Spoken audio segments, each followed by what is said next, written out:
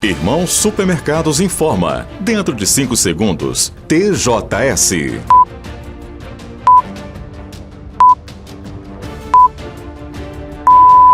Olá pessoal da Sistec, um forte abraço. Estamos chegando para mais um TJS. A partir de agora, informação com credibilidade em sua TV. Eu sou Kleber Duval e apresento agora as manchetes de hoje. Homem que estaria furtando milho morre após ter pernas mutiladas por colheitadeira no norte do estado. Idosas queriam visitar amiga. Também idosa morrem esmagadas por elevador residencial no Triângulo Mineiro.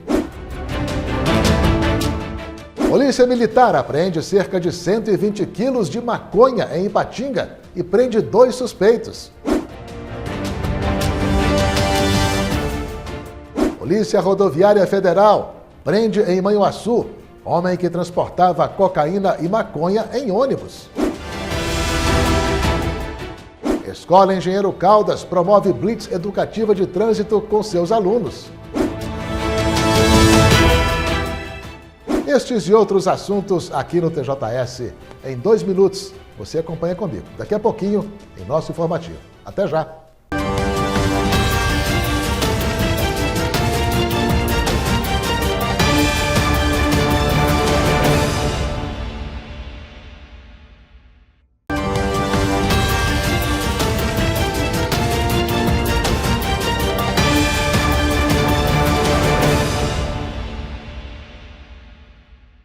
Olá, já estamos de volta com o TJS. Bem-vindo você também.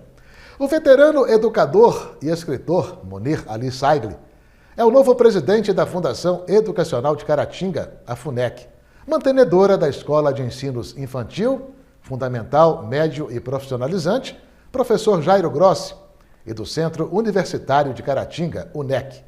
A eleição foi no último dia 6, durante a Assembleia Geral da Fundação.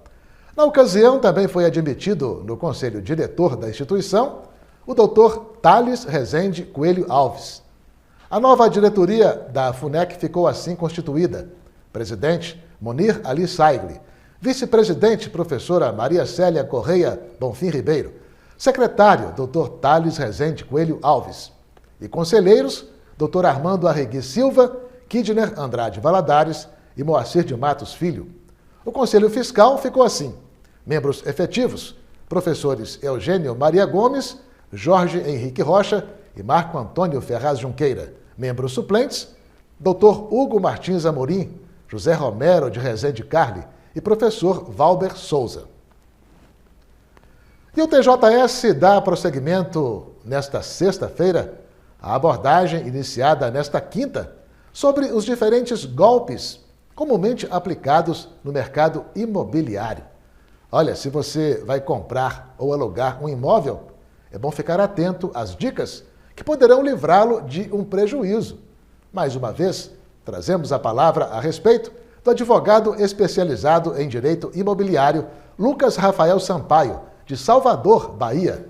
Em fala exclusiva ao Sistema Caratinga de Comunicação, Dr. Lucas começa falando da falsificação de documentos na venda e aluguel de imóveis. É muito comum que falsários ou pessoas mal intencionadas tentem ludibriar o comprador na transação imobiliária, fornecendo alguns documentos falsos. Por exemplo, escritura falsificada ou uma certidão imobiliária falsa. Bom, inicialmente, se você está comprando um imóvel numa cidade X, e aquele imóvel foi registrado naquela comarca ou uma comarca vizinha, eu recomendo a você que solicite cópia desses documentos que o vendedor está apresentando e se dirija ao cartório de registro de imóveis desta cidade ou da cidade vizinha, a cidade que seja responsável por aquela comarca, tá? Se dirigindo a esse cartório, você vai solicitar um atendimento e vai esclarecer a sua dúvida. Olha, eu estou com esse problema, esse imóvel eu estou negociando, mas eu estou inseguro. Não sei se de fato essa documentação é verdadeira ou não, foi me apresentada. e você apresenta ao registrador ou à sua equipe, e ele certamente vai saber fazer a análise da documentação e vai lhe dar um veredito se a documentação é verdadeira ou se trata de um documento falso. Se tratando de um documento falso, é evidente que você deverá buscar a autoridade policial e informar o fato. Outro golpe bastante aplicado, segundo ainda o advogado, é o recebimento antecipado de aluguel de imóvel que não existe. Em algumas situações, pessoas que disponibilizam imóveis para aluguel fazem falsos anúncios e pedem não só caução, mas pedem o pagamento antecipado do aluguel. Bom, a lei de locação, ela permite que locações por temporada possam ser pagos antecipadamente, porque a regra na locação é você aluga o imóvel, ele fica na sua posse durante um mês, ao final desse primeiro mês você vai começar a pagar o aluguel. No caso de locações por temporada, que geralmente são aqueles imóveis que a gente aluga nas férias, quando vai para a praia, ou vai para uma cidade serrana, alguma coisa nesse sentido, você faz o aluguel apenas por uma temporada e você paga antecipadamente. Então os falsários, sabendo disso, eles anunciam imóveis, geralmente imóveis na praia, cobram o valor antecipado da caução e dos meses de aluguel, e quando você chega lá, esse imóvel não existe.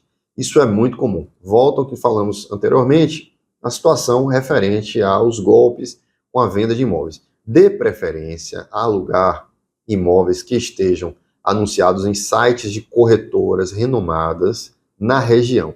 Se você vai para um estado e você não conhece nenhum corretor naquela cidade, você pode buscar o site do Cresce da sua cidade, do seu estado, mandar um e-mail e pedir uma orientação, pedir uma recomendação de alguma empresa. É possível, isso não é nenhum tipo de problema. Você pode buscar uma negociação segura através do ente responsável pela fiscalização dos corretores de imóveis.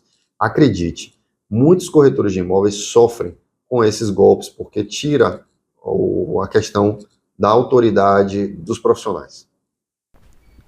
Você não imagina a quantidade de golpes que são aplicados no setor imobiliário. No próximo TJS, continuaremos a abordar esse importante assunto com o advogado Lucas Sampaio. Fique ligado. Começou oficialmente nesta sexta-feira a campanha para as eleições municipais de outubro, estando liberadas as propagandas e os pedidos de votos na internet e nas ruas. A campanha irá até a véspera da votação, em 6 de outubro.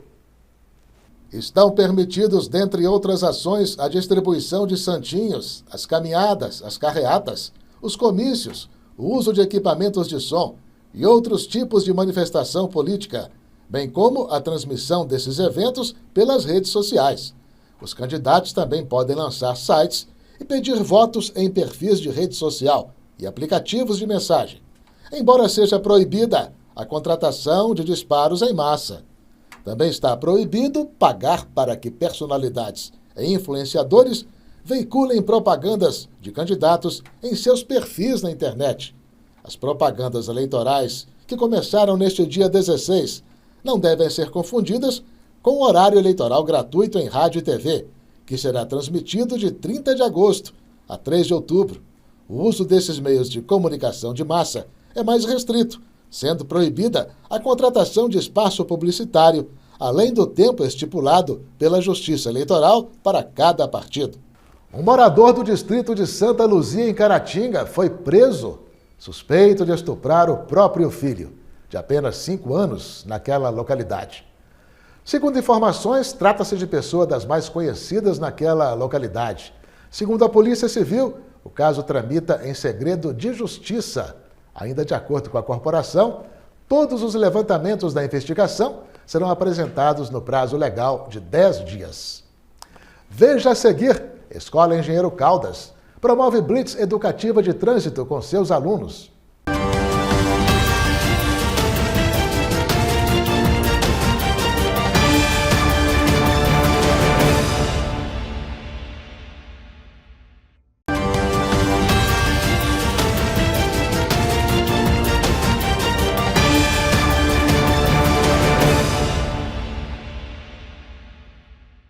Tudo bem com você? Estamos de volta com o nosso TJS. Vamos lá. 11 crianças de uma escola municipal foram encaminhadas para atendimento médico nesta quinta-feira, após serem intoxicadas por agrotóxico em Taparuba, na Zona da Mata. Elas inalaram vapores de herbicida que um servidor da prefeitura aplicou no estacionamento e no bicicletário da instituição. As crianças que estavam em sala de aula tiveram náuseas, vômitos e dificuldades para respirar. O homem que aplicou o herbicida disse que não sabia que ele poderia prejudicar os alunos. Ele foi conduzido à delegacia de polícia para esclarecimentos. Mais uma vitória da Polícia Militar contra o tráfico de drogas no Vale do Aço.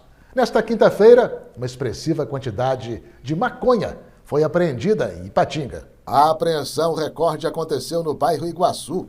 A droga estava escondida em uma casa abandonada. O local foi encontrado graças a uma denúncia anônima. O tenente Lindomar, da PM de Ipatinga, dá mais detalhes da ocorrência.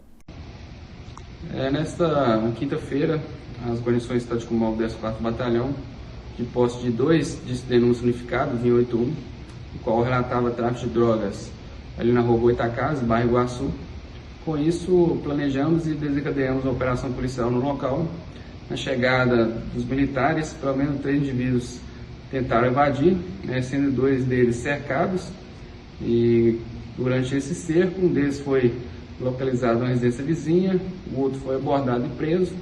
Eles dispensaram algumas porções de maconha, as quais foram arrecadadas, e durante as buscas na residência bem próxima a eles, foi localizada vasta quantidade de material entorpecente, totalizando aí 114 barras de maconha, além de algumas porções, R$ 173 em dinheiro. E esses 2 indivíduos foram presos em flagrante pelo crime de tráfico de drogas, conduzidos à delegacia de polícia civil, onde ficaram à disposição da autoridade policiária para as medidas pertinentes. Cães farejadores foram usados na busca pela maconha. Além dos cerca de 120 quilos da droga, a operação da PM ainda apreendeu 2 motocicletas. Os homens presos têm 32 e 30 anos. E também uma significativa quantidade de cocaína e de pasta base de cocaína, além de maconha, foi apreendida nesta quinta-feira pela Polícia Rodoviária Federal em Manhuaçu. Os entorpecentes eram transportados por um passageiro de um ônibus que trafegava pela BR-116 e que foi parado no posto da PRF do distrito de Realeza. As drogas estavam no interior de uma mala que ficou abandonada no ônibus depois que todos os passageiros desceram e apresentaram suas bagagens aos agentes. Identificado, o dono da mala foi preso em flagrante. Na mala havia 13 tabletes de pasta base. As drogas estavam no interior de uma mala que ficou abandonada no ônibus depois que todos os passageiros desceram e apresentaram suas bagagens aos agentes. Identificado, o dono da mala foi preso em flagrante. Na mala havia 13 tabletes de pasta base e 6 tabletes de cocaína, além de um tablete de maconha. O material foi apreendido e o suspeito conduzido até a Delegacia de Polícia Civil de Manhuaçu por tráfico. Alunos da Escola Estadual Engenheiro Caldas de Caratinga foram às ruas nesta sexta-feira para uma ação de conscientização sobre o trânsito. A blitz educativa aconteceu na Praça Getúlio Vargas, área central da cidade. Os estudantes do ensino médio, supervisionados pelos professores, entregaram folhetos educativos sobre a conduta correta no trânsito, a condutores de veículos e também a pedestres. Dentre as dicas estiveram o uso do cinto de segurança, o respeito aos limites de velocidade, a não utilização do celular ao volante e o comportamento mais adequado dos pedestres em relação às faixas de travessia. A mobilização deixou os alunos animados. A gente está fazendo uma blitz, devido a tantos acidentes que estão ocorrendo aqui em Caratinga, até mortes também que tiveram, para poder conscientizar as pessoas em relação a isso, porque muita gente hoje em dia não presta atenção no trânsito, fica no celular, então para poder conscientizar as pessoas e lembrar elas sempre que a vida vale mais do que qualquer pressa. Hoje em dia as pessoas têm muita pressa e vivem assim andando mais na pressa em vez de procurar andar com a razão e procurar o cuidado, a atenção, só vai passando, principalmente os motoqueiros, e muitas vezes eu mesmo já quase fui atropelado por conta dessa pressa, dessas coisas. Então a gente tem que ter essas palestras, essas pautas assim para poder conscientizar as pessoas em relação a isso, porque é uma coisa que tem que ser, é uma tecla que tem que estar sempre batendo nela para a gente evitar de acontecer tantos acidentes como está tendo, principalmente aqui em Caratinga. A Blitz Educativa de Trânsito da Escola Estadual Engenheiro Caldas fez parte das atividades da Semana da Juventude, proposta pela área educacional do Estado, como explica a coordenadora do novo ensino médio da Escola Engenheiro Caldas, Vitória Elisa.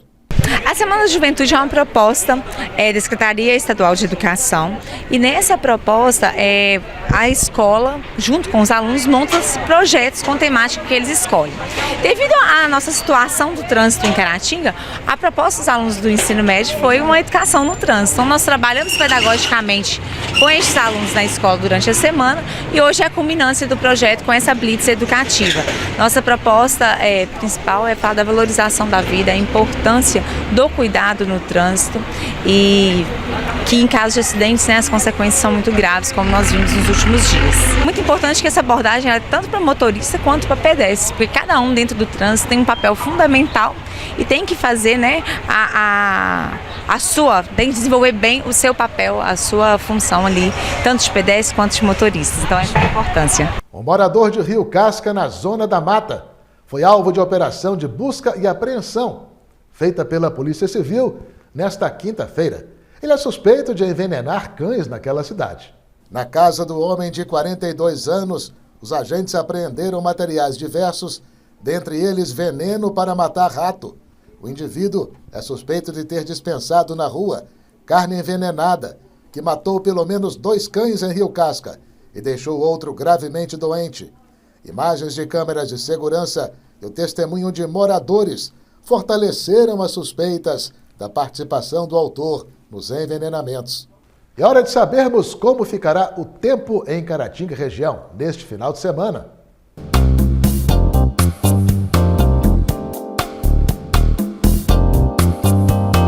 Caratinga e região deverão ter aumento significativo da temperatura neste final de semana, com tempo aberto e sem nuvens, de acordo com a meteorologia. Em Ipatinga, os termômetros deverão chegar a 32 graus, com a mínima de 18 graus. Em Piedade de Caratinga, também calor durante o dia, com estimativa de uma mínima de 14 graus e uma máxima de 28 graus. Em Bom Jesus do Galho, são esperadas uma mínima de 16 graus e uma máxima de 31 graus. Em Caratinga, a mínima deverá ser de 15 graus e a máxima de 30 graus centígrados. Veja a seguir: idosas queriam visitar amiga, também idosa, morrem esmagadas por elevador residencial no Triângulo Mineiro.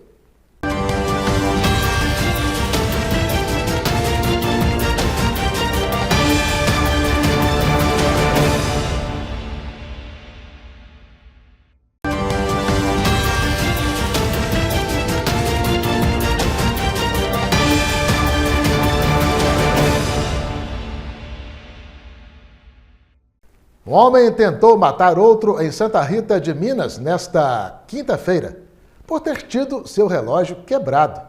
O atrito aconteceu em um bar, no córrego Brejaúba, zona rural do município.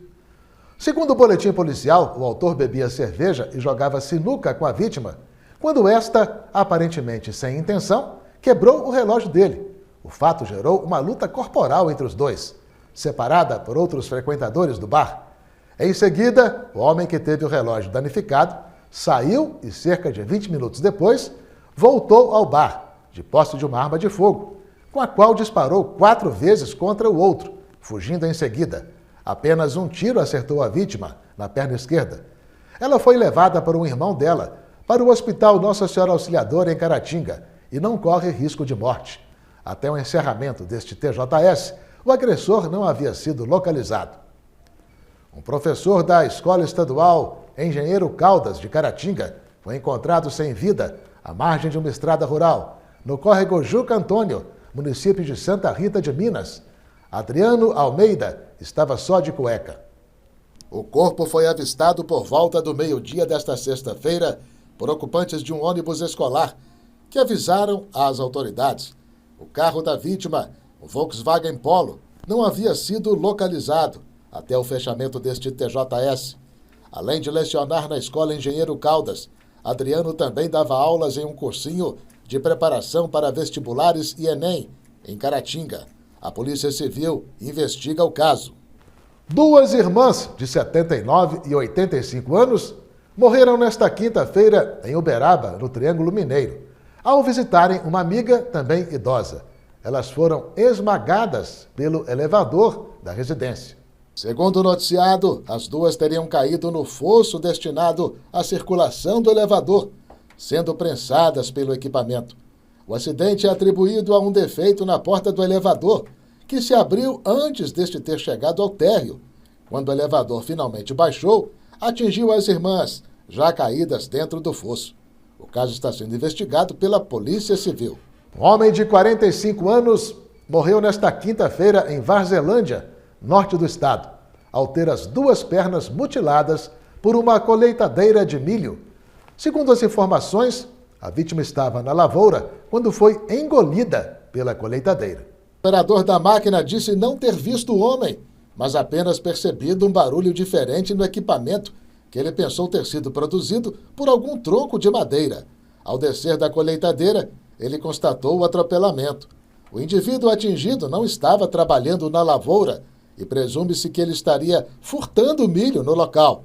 Ele chegou a ser socorrido com vida por equipes do SAMU e Corpo de Bombeiros, sendo transportado de helicóptero até um hospital, mas não resistiu aos ferimentos e à grande perda de sangue que sofreu. Um jovem de 19 anos, beneficiado por saída temporária do sistema prisional, a chamada saidinha, foi assassinado nesta quinta-feira em Mantena, no Vale do Rio Doce. Ele foi alvejado na rua por disparos de arma de fogo, que atingiram seu pescoço, tórax, panturrilha, coxa e costas. Ele morreu no local. Testemunhas apontaram o avistamento de dois indivíduos parecendo fugir em alta velocidade em uma motocicleta, após terem ouvido disparos de arma de fogo. A polícia foi informada sobre a identidade dos criminosos por meio de uma denúncia anônima. Segundo a denúncia, o jovem foi morto por ter passado informações à polícia acerca de uma ocorrência. Pois é, estamos encerrando este TJS. Obrigado, mais uma vez, por sua audiência. A todos, bom final de semana, forte abraço e até a próxima.